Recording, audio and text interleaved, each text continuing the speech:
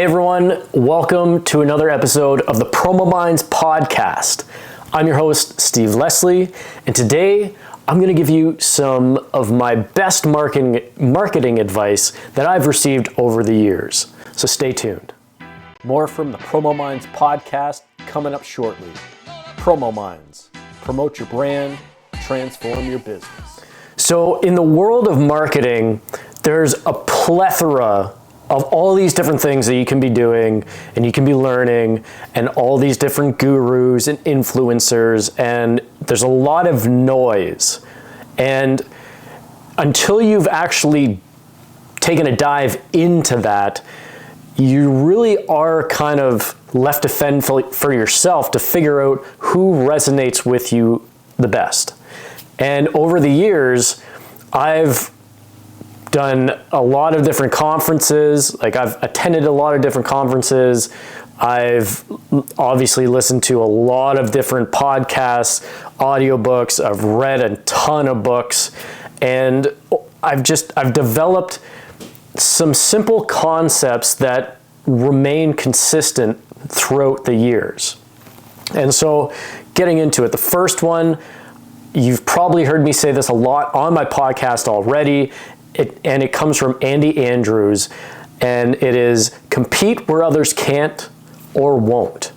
That single piece of advice has helped me create so much content and kind of guided me throughout the whole marketing process, whether it be in the swimming pool industry, with the podcast, or just helping friends in general.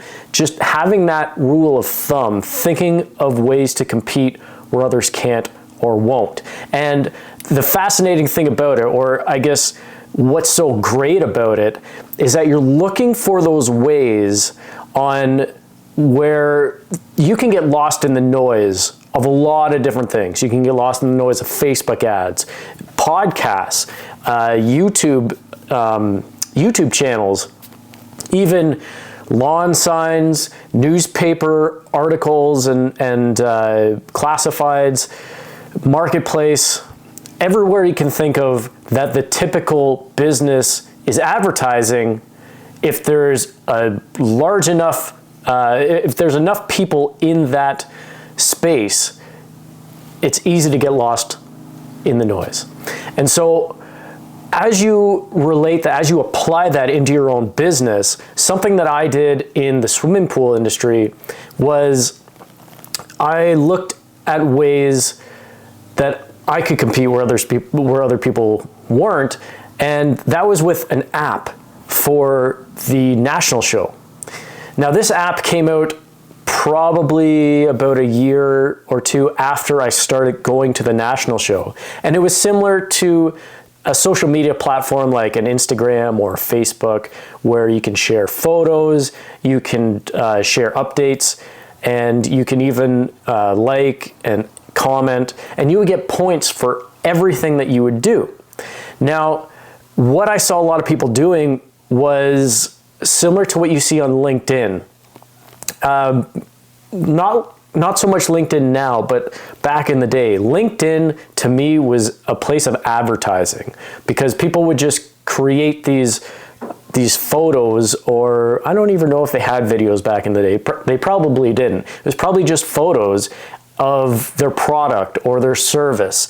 And there wasn't really that social connecting aspect. It was just, here's my product, make sure to buy from me. Here's my product, make sure to buy from me. There's no value being given. And so that's what I saw with this app. So one of the things that I did was I started a few days prior to the show, because the previous year I noticed that they're on the leaderboards were they already had hundreds of points before the expo even started. So I started the weekend prior, and I spent 3 hours one night just uploading photos and relating it back to the pool industry. These photos were not in the pool industry at all. I had a lot of books. I had, there was a picture of me with my guitar, just some different things that, as you go through the noise and you're seeing pumps and you're seeing filters and pools and hot tubs and whatnot, all of a sudden you see a person standing there with a guitar, nothing fancy at all, just a casual photo. And the description, though, as I said, tied it back into the pool industry.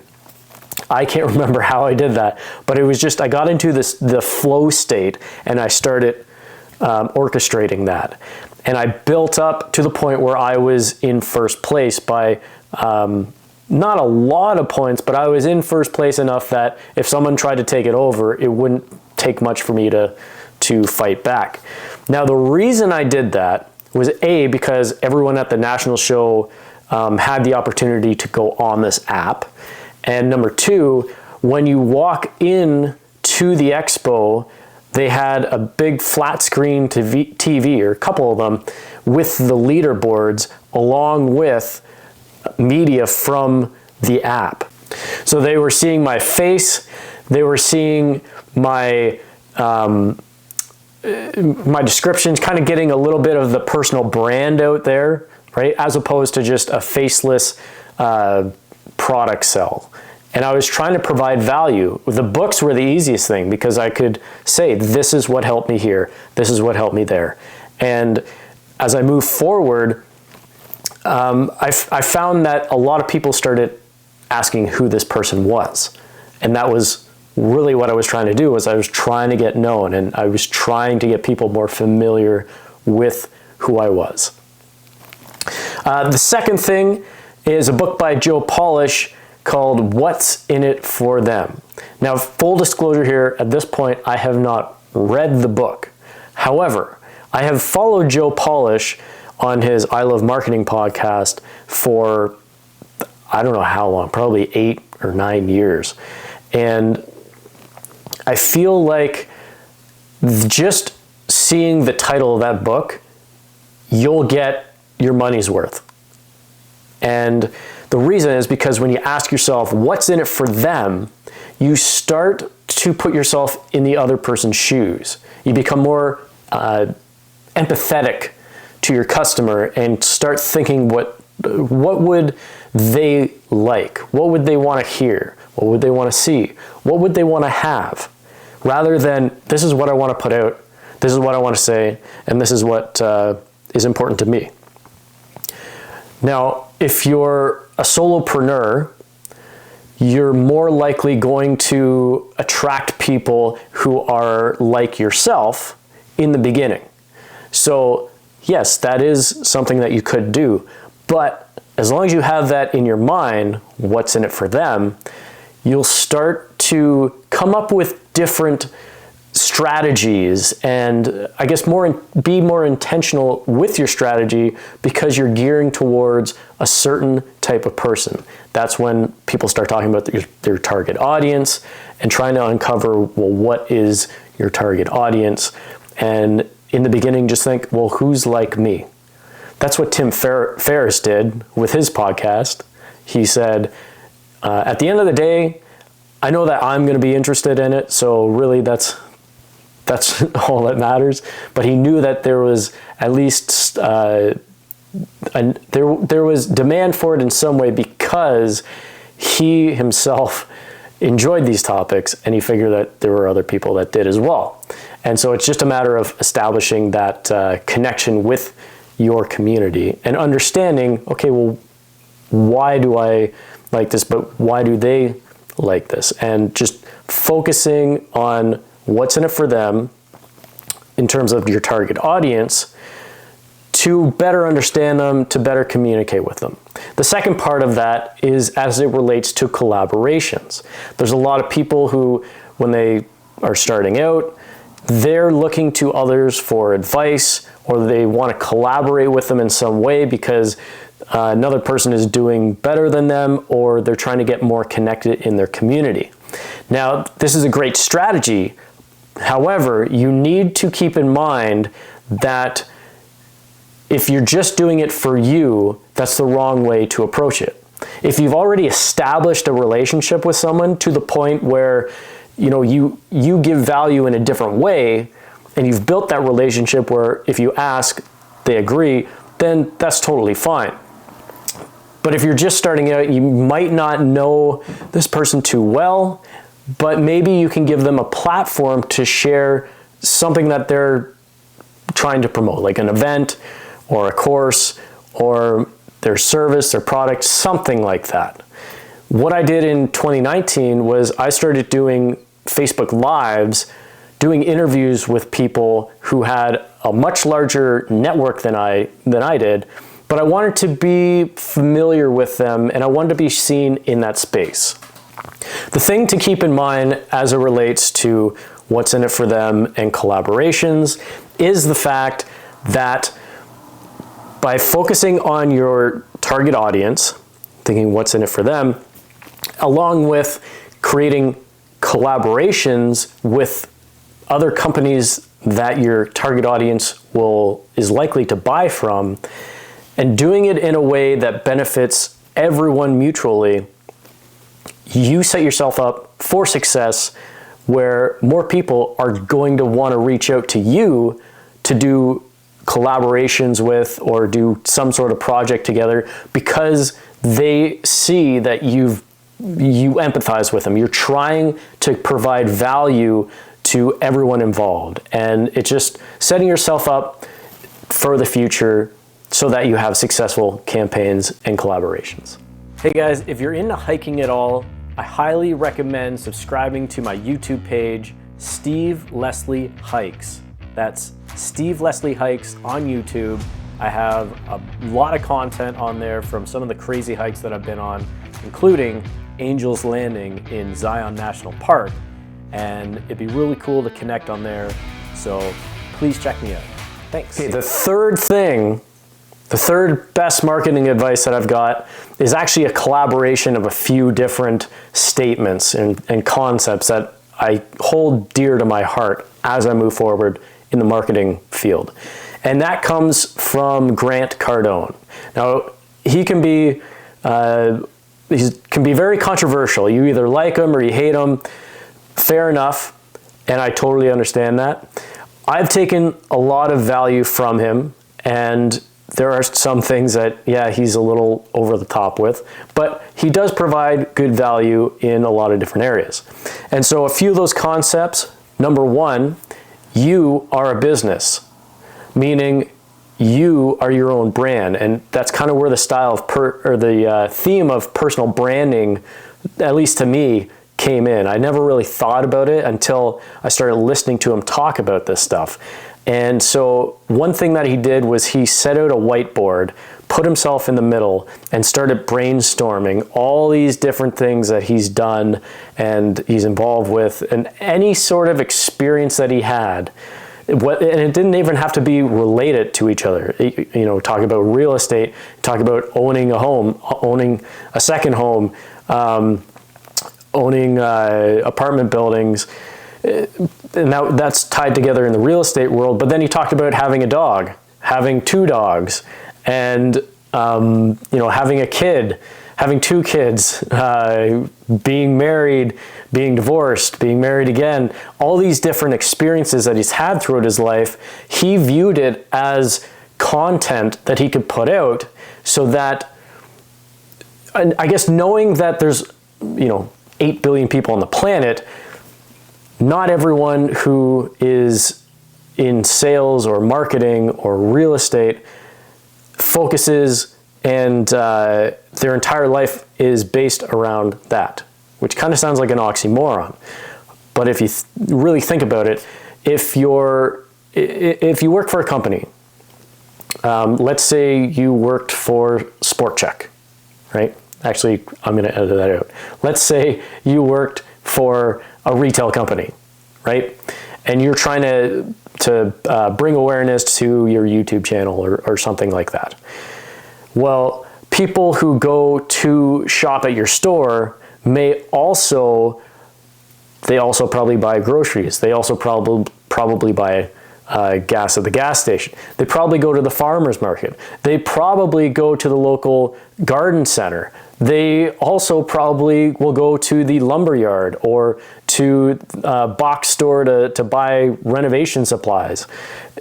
There's a whole different plethora of purchases that happen, but it's a person who works at a retail store, or maybe they're a dentist or a lawyer, but they also have similarities in all these spots. So there's a security guard at the Midland Library. Dan, he is into sports cards, and he's creating this man cave, and he likes to do little renovations and stuff like that. So his career right now is security. He also has an interest in sports cards. He's also interested in small renovation projects. So you can see how on paper those might not, you might look at that and be like, there's nothing similar in those three spaces, but there is in the person that has experienced all that and enjoys all that. And the second thing too with Grant Cardone is how to get known in your space, and that slides into the next concept. If no one knows you, they can't do business with you. So if nobody knows you, they can't do business with you. He likes to say, if I don't know you, I can't flow you, which really put into perspective when you start thinking about, I got to have the perfect product. It's got to be set up perfectly. And you put yourself in this analysis paralysis and you go stay on someday aisle. If you start thinking in terms of best known beats best, meaning does McDonald's make the best burger in the world? No, but they are the best known in that space. So that's why they sell billions of dollars of hamburgers every year or every day, whatever the stat is, something crazy, right? So that's kind of where that comes from. And the whole basis of it is really quantity over quality. So as you're thinking of how do you get known in your space, how do you promote yourself, you are a business, what's part of your brand, and you come up with all these different pieces of content and all these experiences and how it all relates to you. Really comes down to quantity over quality, meaning that if you just start posting all these different experiences or about all these different experiences, instead of waiting for the perfect moment where you have, like right now, I'm sitting, I have my studio set up where I have the lights, I have the cameras, I have the mics, everything's set up the way that I want it. Now, you'll also notice that I post a lot of videos on my social accounts where I'm out walking, or maybe my hair's a little messed up, or something's not quite right. It takes away that excuse-itis, right, where you just do it. And some people will get a little confused, I guess, when you say quality over quantity. Quality is still a part of it, but the quality is in what you're talking about or what you're sharing, meaning the content or the value is found within what you're communicating, whereas the quality doesn't have to be as nice in terms of the camera that you use or the lighting or what you look like. It doesn't matter. I guess to some degree, to some, it might matter what you look like, how you're dressed, and do you look presentable? I understand that, but to put off or delay, putting out a video that could potentially help someone or, generate some leads for you, to put that off because, my makeup's not quite right, or, my shirt's a little wrinkled, or I don't have the best lighting, you're setting yourself up for failure. If you really think about it, you could do it, put it out there in, an hour or a day. That media is going to be, yesterday's news, and people have already forgot about it even if they saw it. They've already forgot, they're on to the next thing. And as you do that, you really expand into your community, into your network, and you start putting out so many hooks in the water that you then attract your tribe. The next thing it's going to do is it's also going to instill your own values, meaning what you want to say, you can really find your voice and you can really hone in on that. And the more and more you talk about it, the more developed it gets and the easier it is to speak about. So that's really what it comes down to for quantity versus Hey guys, quality. if you're looking for a great marketing book to check out that's not typically discussed in the marketing world, I highly recommend checking out the book called Supermensch. It's the story of Shep Gordon. Now Shep, he's been the manager for Alice Cooper since before his rise to fame. He's responsible for creating the celebrity chefs that we know and love today. He's hung out with the likes of the Beatles, the Dalai Lama. He's even had the actor Mike Myers beg him to let him do a documentary about him. This guy has so many great tidbits and examples found within this book. One key concept is guilt by association, but I highly recommend checking it out for all the great advice. That's Supermensch by Shep Gordon. It's an autobiography. All right, let's get back to the show. The next thing comes from Tim Sales, and he says that sales and marketing is really all just communication. Now, this really opened my mind because, again, I never thought of it that way. I don't even know if I even tried to think of it that way. But what really made sense is if you think about it, you're listening. People talk about asking qualifying questions. Well, all you're really doing is you're being a human being, just trying to uncover what someone is going through, or a problem that they have, or a pain point. And you're just having a conversation as you would with a normal human being. You might have some more specific questions related to your industry just to uncover some more information. But the art of listening is really where the genius state is. And the more that you listen, then you start to uncover these pain points. And the pain point might not even be related to your industry by any means. But if someone has a pain point of trying to connect with a certain person, or trying to learn a certain technique, maybe you're in the car sales business and someone's wanting to learn guitar and you know how to play guitar, or you come across an article or a video or something that would help that person, well, that's going to be valuable to them, and it shows that you listen. So you can share that and really start to connect that way, build that relationship. As it relates to sales and marketing, you're building relationships because people will only want to do business with people they know, like, and trust. I shouldn't say only, but all things being equal, they'll want to do business with people that they know, like, and trust. And so if you can cultivate relationships through listening and communicating back to the person where maybe your product does fit them, you're trying to find that intersection of what a person wants and what your product or service has to offer. And if you can find an intersection, then great, communicate that. If there's not an intersection, great. Ask them if maybe they know someone that could use your product or service. It's simple, communication. Rather than having that agenda and learning, 100,000 closing techniques, you're going to put so much pressure on yourself that people are smart. They don't want to be sold.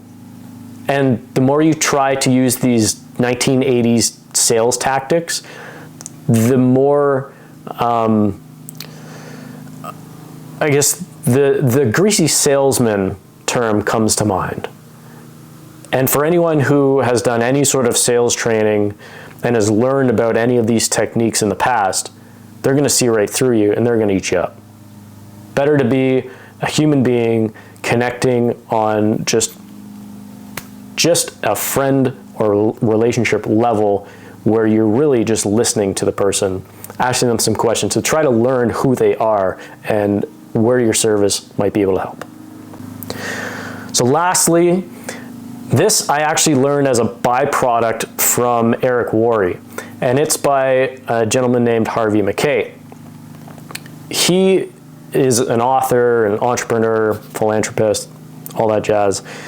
Well, one of the tidbits that he shared was that, and this was back in the day before all the social medias and really cell phones and whatnot, one thing that he shared was that every person that you talk to usually has a Rolodex. Remember I never had a Rolodex, but you write down all the people's information. You have a Rolodex, basically your contacts in your phone. Well, this was the physical copy. He said that anyone on any given day has about 200 people that they can turn to or reach out to and have some influence over. So every person that you meet has access to roughly 200 contacts. And doing the math, those 200 contacts also have 200 contacts. And so, doing the math, it worked out that every contact would give you upwards of like 40,000 contacts, the potential of it. So that's how you really start to grasp how you can really expand your network really fast, is you start to find those people who have those big Rolodexes, and you start to think, well, what's in it for them? And on top of that, how can we compete where others can't or won't? And you start putting all these little things together. How do you communicate that? What do we need to know? Who's paying attention, or who's going to want to pay attention to this? And just those simple little tidbits can really start to help you craft your message, your strategy, all these different things, your campaigns, just by keeping these concepts in mind throughout everything that you do as like a checklist to make sure that you have built the ultimate strategy and you have the ultimate tidbit, the ultimate campaigns going on, all that stuff.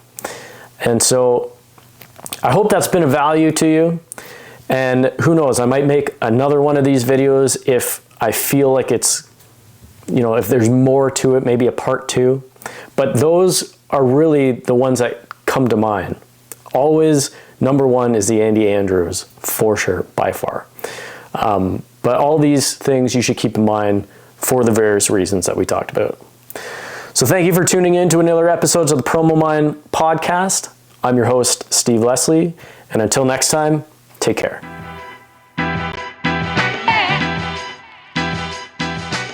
Thank you for tuning in to another episode of PromoMinds podcast. I'm Steve Leslie, and if you want help crafting your message or sharing your story, feel free to reach out. I'd love to help. Love coming up with ideas, and we can have a nice chat. So reach out to promominds@gmail.com and I'll respond. Take care.